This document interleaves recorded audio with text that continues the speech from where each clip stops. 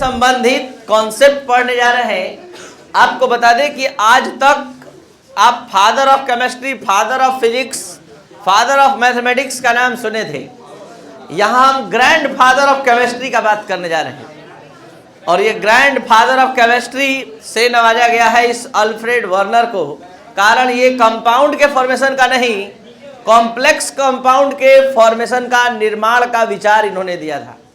और किसी जटिल यौगिक का निर्माण कैसे होता है ये आप वैलेंस बॉन्ड थ्योरी और वर्नर्स थ्योरी ऑफ कोऑर्डिनेशन के तहत इस चैप्टर में अच्छी तरह समझते हैं, सीखते हैं। तो वर्नर्स थ्योरी ऑफ कोऑर्डिनेशन का एक एक शब्द तभी आप सभी स्टूडेंट समझ सकते हैं जब आप एक जटिल यौगिक का निर्माण एक बार फिर से शुरू से अंतिम बार देख लें।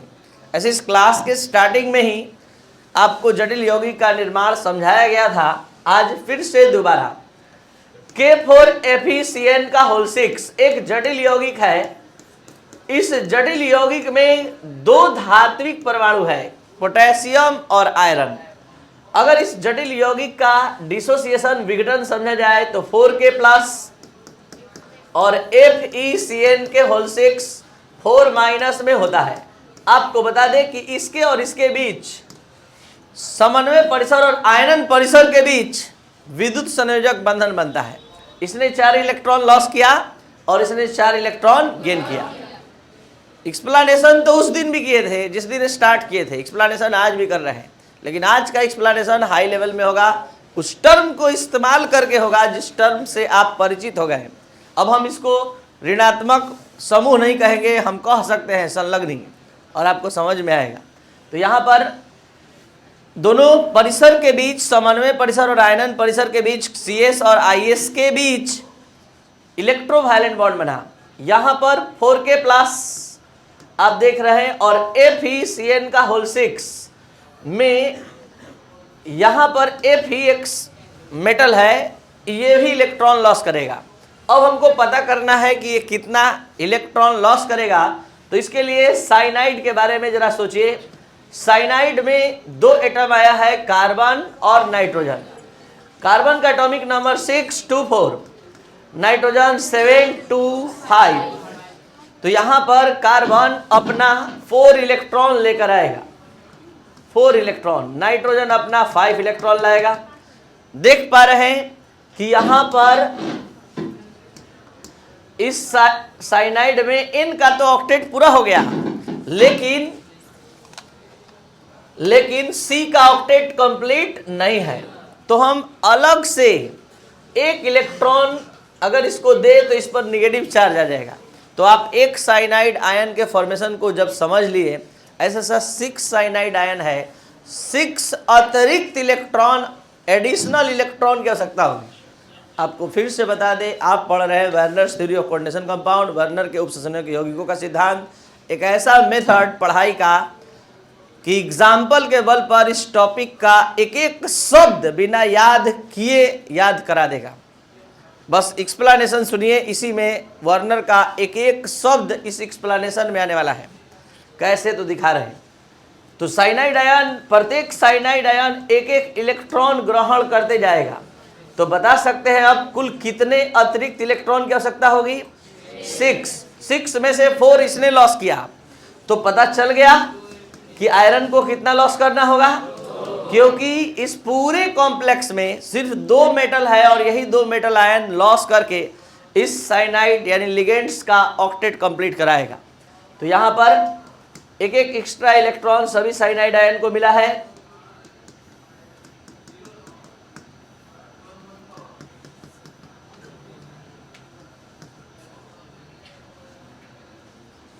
ठीक है। अब C और N का ऑक्टेट कंप्लीट। पोटेशियम जिसका एटॉमिक नंबर 19 के अकॉर्डिंग 2881, इसने एक एक इलेक्ट्रॉन लॉस करके अपना ऑक्टेट पूरा कर लिया। इस दोनों ने आपस में कोवैलेंट बॉन्ड बनाकर ऑक्टेट पूरा कर लिया। कोई एक ही एटम है इस पूरे में जो इसका ऑक्टेट नहीं कंप्लीट है, और वो है कौन? आयरन। तो आयरन अपना 2 इलेक्ट्रॉन का लॉस किया है। और अब देखिए 6 कोऑर्डिनेट बॉन्ड के माध्यम से इलेक्ट्रॉन पेयर गेन करने जा रहा है। 2 पेयर, 3 पेयर, देखिए 4 और ये 5 और ये 6 पेयर इलेक्ट्रॉन इसने गेन किया। तो 2 इसने लॉस किया। 28 इसका एटॉमिक नंबर, 26 इसका एटॉमिक नंबर है, 2 इसने लॉस किया और 12 इसने गेन किया। तो टोटल कितना इलेक्ट्रॉन इसके पास रह गया? 36। और ये किसके इक्वल? क्रिप्टन के इक्वल। और ये भी स्टेबल हो गया। तो हम इस पूरे डिस्कशन में आपको क्या समझाना चाहते थे कि पूरा अच्छे से देखिए, इस पूरे कॉम्प्लेक्स के फॉर्मेशन में आयरन ने क्या किया? 2 इलेक्ट्रॉन का लॉस किया और 6 पेयर इलेक्ट्रॉन का गेन किया। अब शुरू होता है Werner's theory of coordination compound का मेन कॉन्सेप्ट। अल्फ्रेड वर्नर का कहना है कि किसी कॉम्प्लेक्स कंपाउंड के फॉर्मेशन में सेंट्रल मेटालिक एटॉम, केंद्रीय धात्विक परमाणु की 2 वैलेंसी होती है, 2 संयोजकता होती है। पहला जो संयोजकता है वो प्राथमिक संयोजकता कहलाता है, दूसरा द्वितीयक संयोजकता कहलाता है। प्राथमिक संयोजकता प्रदर्शित करते समय केंद्रीय धात्विक परमाणु हमेशा इलेक्ट्रॉन का त्याग करता है, लेकिन द्वितीयक संयोजकता के निर्माण के समय ये इलेक्ट्रॉन क्या करता है? ग्रहण करता है। सच्चाई ये है कि प्राथमिक संयोजकता इसकी ऑक्सीकरण संख्या है और जो द्वितीयक संयोजकता बोल रहे हैं वो कोऑर्डिनेशन नंबर है, उपसंयोजन संख्या है। तो किसी जटिल यौगिक के निर्माण में केंद्रीय धात्विक परमाणु के साथ संलग्नी के द्वारा उपसंयोजक बंधन जो बनाया जाता है उसकी संख्या को कोऑर्डिनेशन नंबर कहते हैं। तो किसी केंद्रीय धात्विक परमाणु की 2 तरह की संयोजकता होती है, प्राथमिक संयोजकता, द्वितीयक संयोजकता, primary valency, secondary valency.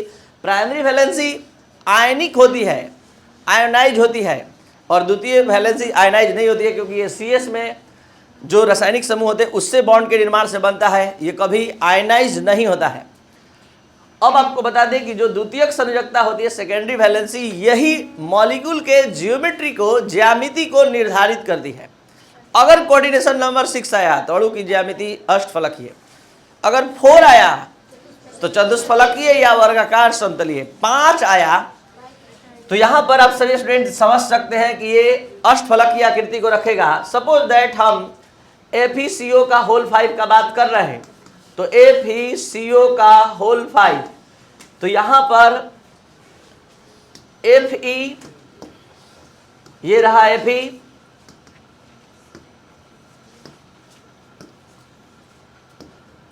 CO पहले 120 डिग्री पर आएगा और 2 CO जो है 90 डिग्री पर आएगा।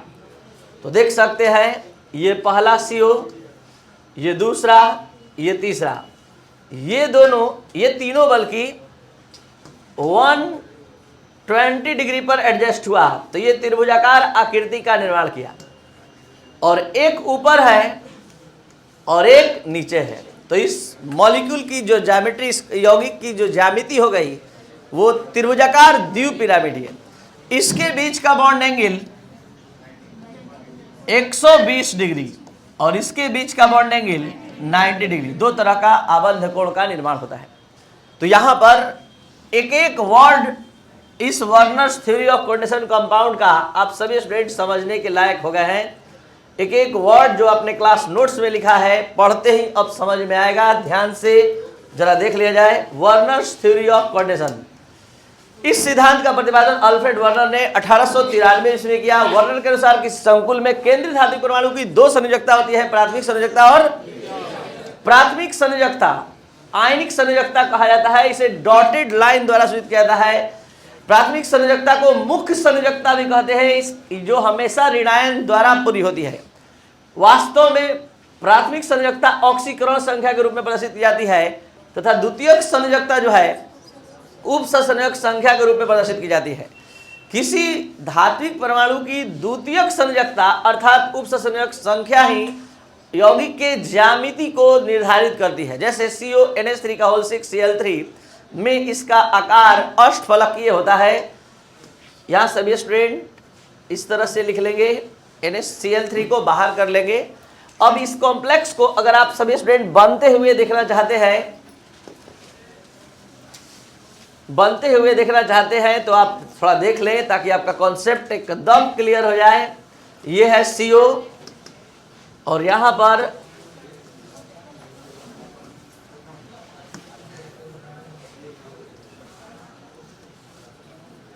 ये डॉटेड लाइन जो अभी बताया कि प्राथमिक संयोजकता को डॉटेड लाइन द्वारा रिप्रेजेंट करते हैं,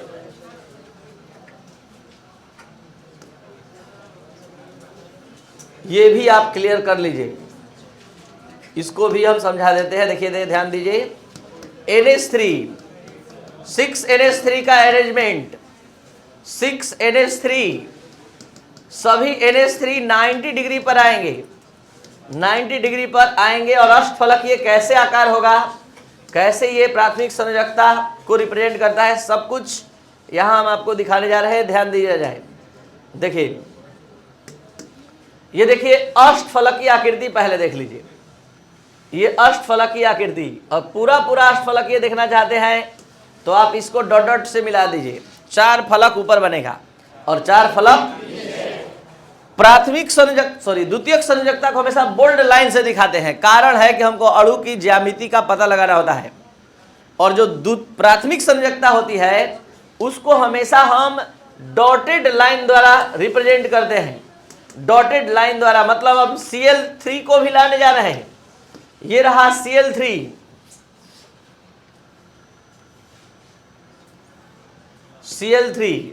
इस Cl3 का कोई रोल नहीं है अणु के ज्यामिति में। पूरा कॉम्प्लेक्स का आ गया कॉन्सेप्ट यहां, CONH3 का होल 6 Cl3, पूरा कॉम्प्लेक्स न्यूट्रल वे में हो गया क्योंकि -3 और +3 कैंसिल। और यहां पर देख सकते हैं, हमने बताया कि प्राथमिक संयोजकता ऑक्सीकरण संख्या के रूप में होती है, इसको डॉटेड लाइन द्वारा दिखाते हैं। ये आपका प्राथमिक संयोजकता है। जो बोल्ड लाइन आप देख रहे हैं ये द्वितीयक संयोजकता है। इसी को आप मिलाएंगे तो अणु की ज्यामिति उभर कर सामने आ जाएगी। तो ये था आपका आज का class Werner's theory of coordination के लिए। इसमें मेन कॉन्सेप्ट आप सभी स्टूडेंट अपने ध्यान में रखेंगे, इस कंपाउंड को देखते हुए सुनेंगे आप, और सभी कॉन्सेप्ट को इसी तरह से माइंड में सेट कर लेंगे एग्जाम तक। और वो क्या है तो ध्यान से यहां देखते हुए सुन लीजिए। किसी भी जटिल यौगिक में केंद्रीय धात्विक परमाणु की 2 संयोजकता होती है, एक प्राथमिक संयोजकता और दूसरा द्वितीयक संयोजकता। प्राथमिक संयोजकता इलेक्ट्रॉन के त्याग के कारण उत्पन्न होती है और द्वितीयक संयोजकता इलेक्ट्रॉन के ग्रहण के कारण। प्राथमिक संयोजकता ऑक्सीकरण संख्या को प्रदर्शित करती है और द्वितीयक संयोजकता, प्राथमिक संयोजकता आयनिक संयोजकता होती है और द्वितीयक संयोजकता आयनिक संयोजकता नहीं होती है। प्राथमिक संयोजकता को डॉटेड लाइन द्वारा, प्राथमिक संयोजकता को डॉटेड लाइन द्वारा सूचित करते हैं, डॉटेड लाइन से प्रदर्शित करते हैं, जबकि द्वितीयक संयोजकता को बोल्ड लाइन से। प्राथमिक संयोजकता अणु की ज्यामिति को निर्धारित नहीं करती है और द्वितीयक संयोजकता अणु की ज्यामिति को निर्धारित करती है। अगर द्वितीयक संयोजकता 6 आता है तो अणु की ज्यामिति अष्टफलकीय होती है। अगर द्वितीयक संयोजकता 5 आता है तो अणु की आकृति त्रिभुजाकार द्विपिरामिडीय होती है। तो आप यहां देख सकते हैं 5 आया। अगर अणु का कोऑर्डिनेशन नंबर मतलब सेंट्रल मेटालिक एटम का कोऑर्डिनेशन नंबर अगर 4 आता है तो अणु की ज्यामिति जो है वर्गाकार समतलीय होती है। तो ये था आपका आज का class Werner's theory of coordination के लिए जो फिनिश हुआ। नेक्स्ट टॉपिक हम अब लेकर आ रहे हैं प्रभावी परमाणु संख्या। और अभी तुरंत इसको पढ़ने से क्या फायदा मिलेगा कि जो कॉन्सेप्ट आपने इसमें स्टडी किया प्रभावी परमाणु संख्या में पूरा यूज होगा और तुरंत आपका कॉन्सेप्ट क्लियर होगा। तो ध्यान लगा कर रखेंगे बोर्ड पर और तब हमारा सारा स्टेटमेंट समझ में आएगा। प्रभावी परमाणु संख्या क्या है सुना जाए। अभी तुरंत आप सभी स्टूडेंट ने इफेक्टिव एटॉमिक नंबर का आप स्टडी करने जा रहे हैं। अभी तुरंत आप अध्ययन किए हैं यह है प्रभावी परमाणु संख्या। वास्तव में प्रभावी परमाणु संख्या क्या है, इस बात को आप इस यौगिक के निर्माण को देखते हुए जरा सुन लीजिए। एक बार में कॉन्सेप्ट आपके माइंड में फिट हो जाएगा। क्या है प्रभावी परमाणु संख्या? जब भी किसी जटिल यौगिक का निर्माण होता है, किसी कॉम्प्लेक्स कंपाउंड का निर्माण होता है, तो सेंट्रल मेटालिक एटम केंद्रीय धात्विक परमाणु इलेक्ट्रॉन का त्याग भी करता है और ग्रहण भी। जब ऑक्सीकरण संख्या को प्रदर्शित करता है तो ये इलेक्ट्रॉन का त्याग करता है, और जब उपसंयोजन संख्या यानी कि कोऑर्डिनेशन नंबर को सूचित करता है तो इलेक्ट्रॉन क्या करता है, ग्रहण करता है। यानी प्राथमिक संयोजकता प्रदर्शित करते समय इलेक्ट्रॉन का त्याग करता है और द्वितीयक संयोजकता प्रदर्शित करते समय इलेक्ट्रॉन का ग्रहण। अगर आप इस कॉन्सेप्ट पर ध्यान दे दिए तो तुरंत आपका इफेक्टिव एटॉमिक नंबर समझ में आ जाएगा। वास्तव में प्रभावी परमाणु संख्या का संबंध जटिल यौगिक में स्थित केंद्रीय धात्विक परमाणु से है। केंद्रीय धात्विक परमाणु के चारों ओर स्थित कुल इलेक्ट्रॉन की संख्या को प्रभावी परमाणु संख्या कहते हैं। वास्तव में केंद्रीय धात्विक परमाणु जब आया Fe तो कितना इलेक्ट्रॉन लेकर उपस्थित हुआ? 26 आया, लेकर 26। ऑक्सीकरण संख्या प्रदर्शित करने में 2 लॉस कर दिया, और उपसंहरण संख्या प्रदर्शित करने में कोऑर्डिनेट बॉन्ड के माध्यम से 1 कोऑर्डिनेट बॉन्ड से 2, तो 6 कोऑर्डिनेट बॉन्ड से 12। और जितना ऐड होकर और घटकर, मतलब जुटकर और घटकर रह गया, बस उसी का नाम प्रभावी परमाणु संख्या है। इस दोनों को इसमें ऐड कर दिए 38 और 2 घट गया, बच गया 36। यही है इफेक्टिव एटॉमिक नंबर, यही है इफेक्टिव एटॉमिक नंबर, जो किसके इक्वल आ गया? क्रिप्टन के। तो क्या है प्रभावी परमाणु संख्या? अब आप एकदम आराम से समझ सकते हैं और माइंड में रख सकते हैं। किसी जटिल यौगिक के निर्माण के क्रम में केंद्रीय धात्विक परमाणु द्वारा या केंद्रीय धात्विक परमाणु के चारों ओर स्थित कुल इलेक्ट्रॉन की संख्या को प्रभावी परमाणु संख्या कहते हैं। वास्तव में प्रभावी परमाणु संख्या केंद्रीय धात्विक परमाणु द्वारा इलेक्ट्रॉन त्याग और ग्रहण का परिणाम है। वास्तव में वो लेकर आता है अपना जितना इलेक्ट्रॉन, उतना रख नहीं पाता है। पहले वो त्याग करता है ऑक्सीकरण संख्या प्रदर्शित करते समय, फिर ग्रहण करता है, फिर त्याग और ग्रहण के बाद जितने इलेक्ट्रॉन रह जाते हैं उसके चारों ओर, उसी का नाम है प्रभावी परमाणु संख्या। तो प्रभावी परमाणु संख्या का कैलकुलेशन कैसे होगा? स्टार्ट करने से पहले जल्दी जल्दी बता दीजिए, ये क्या है? 26 क्या है? परमाणु संख्या। 2 क्या है? Oxidation number. और यहां पर 6 क्या है? Coordination number. और यहीं से सूत्र बन गया प्रभावी परमाणु संख्या का, परमाणु संख्या माइनस ऑक्सीकरण संख्या प्लस 2 इंटू कोऑर्डिनेशन नंबर। और अब आप इसको एक सिस्टमेटिक वे में अच्छे से देख लीजिए। प्रभावी परमाणु संख्या का विचार सिडविक के द्वारा दिया गया। किसी जटिल यौगिक में केंद्रीय धात्विक परमाणु प्राथमिक संयोजकता प्रदर्शित करते समय इलेक्ट्रॉन का त्याग करता है और द्वितीयक संयोजकता प्रदर्शित करते समय इलेक्ट्रॉन का ग्रहण करता है। किसी संकुल में केंद्रीय धात्विक परमाणु पर स्थित कुल इलेक्ट्रॉन की संख्या को ही क्या कहते हैं? प्रभावी परमाणु संख्या। अब आप सभी स्टूडेंट एक सूत्र के माध्यम से प्रभावी परमाणु संख्या अब निकालने के लिए सीखने जा रहे हैं। ये तो था थ्योरेटिकल नॉलेज। अब आइए मैथमेटिकल नॉलेज, जो आपके एग्जाम में जैसे आता है।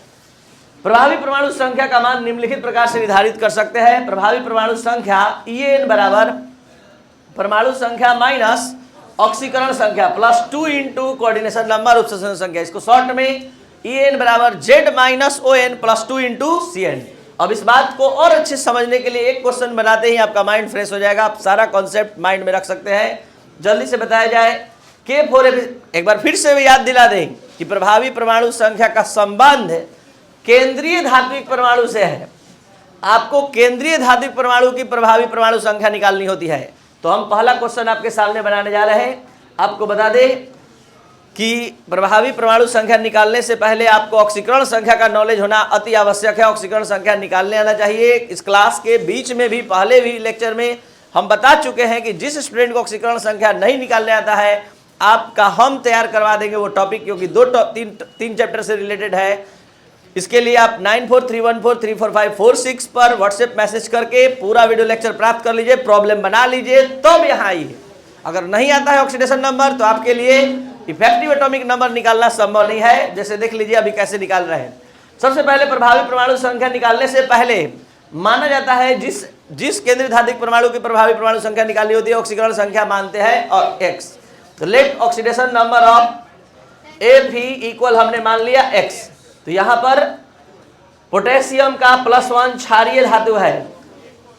क्षारीय धातु का ऑक्सीकरण संख्या किसी भी यौगिक में, दुनिया के किसी भी यौगिक में +1 होती है। Fe का हमने x मान लिया, Cn का -1 × 6 = 0। तो x का वैल्यू यहां पर आ गया 6 - 4 इक्वल। और अब आप सभी स्टूडेंट को बता दें कि ये है ऑक्सीडेशन नंबर। x का वैल्यू ऑक्सीडेशन नंबर है और कोऑर्डिनेशन नंबर बताने का क्षमता आप लोग में है। जल्दी बताइए, किसी भी जटिल यौगिक में केंद्रीय धात्विक परमाणु के साथ जितनी संख्या में उपसंयोजक बंधन का निर्माण संलग्नी के द्वारा किया जाता है उसको कहते हैं कोऑर्डिनेशन नंबर। तो कोऑर्डिनेशन नंबर 6, ऑक्सीडेशन नंबर 2 पूरा यूज करते हुए इफेक्टिव एटॉमिक नंबर निकलवाइए। बताइए एटॉमिक नंबर। सबसे पहले परमाणु संख्या चाहिए, ऑक्सीडेशन नंबर 2, प्लस ये आपका ऑक्सीडेशन नंबर है, ये कोऑर्डिनेशन नंबर है। तो ये हो गया 26 माइनस ये पूरा ऐड हो गया, ये दोनों 38 minus 2 equal 36 equivalent to krypton. और इस तरह से आप Fe का निकाल लिए। अगर आप सभी स्टूडेंट को ये वीडियो लेक्चर, ये क्लास बहुत ज़बरदस्त लगा तो आप अपने कैपेसिटी का यूज करिए और Hg और Ni का ऑक्सीडेशन इफेक्टिव एटॉमिक नंबर अभी तुरंत निकाल कर चेक कीजिए। अगर बन रहा है मतलब आपको अच्छे समझ में आया, और आप इस वीडियो लेक्चर को शेयर सब्सक्राइब में हेल्प करें।